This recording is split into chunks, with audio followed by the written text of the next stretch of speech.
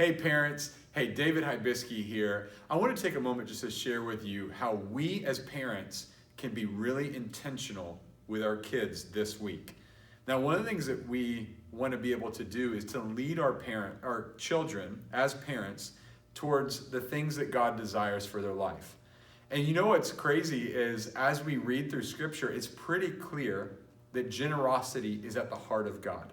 It's one of those things that He deeply desires for each one of us to have in our lives because He knows that greed will become constricting and controlling in our life, but generosity is what unlocks that. Generosity brings joy, it brings refreshment, and we see that time and time again for us. And that's one of the most powerful things in this One Life initiative for us as a church right now, and for our kids if they can understand it. Now, for our kids to understand it, it means we as parents step into that place of intentionality in training and leading our children. And that's why I'm excited that coming up this Sunday, November the 7th, we have an opportunity to help lead our children in making a commitment in this One Life initiative as well.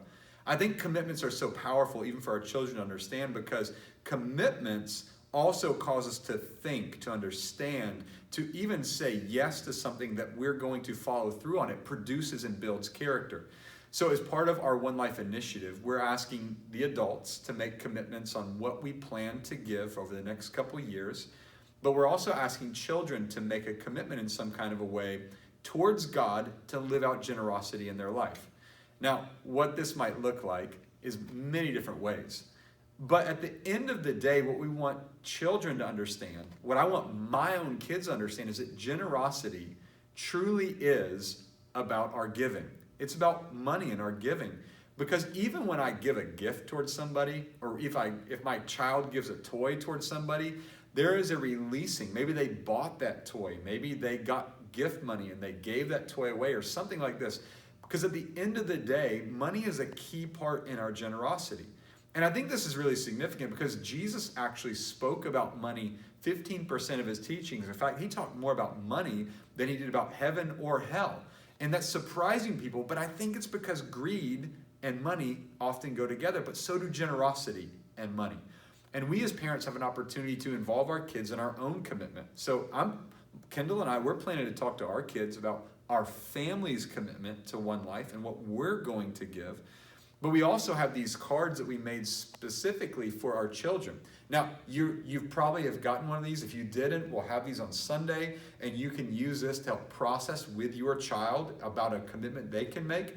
On the back, you'll see, I love this, 12 ways that your child can help think through it. So maybe they get an allowance. Or one of the things that we've been teaching our kids, my kids are so young, they don't get allowances for doing things that are personal responsibilities. So they get gift money though, or they can earn money if we would hire somebody to do something. And we're teaching them about the tithe early on, about 10%. So we'll ask them, what's 10%? And then we might even say, do you want to give more? Do you feel like it would be best to do that? And what that does is it's training them to use the resources they have. Now, there may be things on here like your kid may not even get gift money or have an allowance. Maybe it's a toy that they want to give. Maybe it's some other way of generosity. Because we want our kids at a young age to learn the joy in giving and generosity. Because the older that we get, the more grip we tend to grab onto things that we have. But the younger that we learn generosity, the more that we grow and we live with open hands and we experience the joy and the blessing of giving. So I hope that you'll be able to use this card. I hope you have great conversations with your kids. I want to encourage you to really lean into that and involve them in this discussion. Praying for you, and I can't wait to see how God moves in our kids.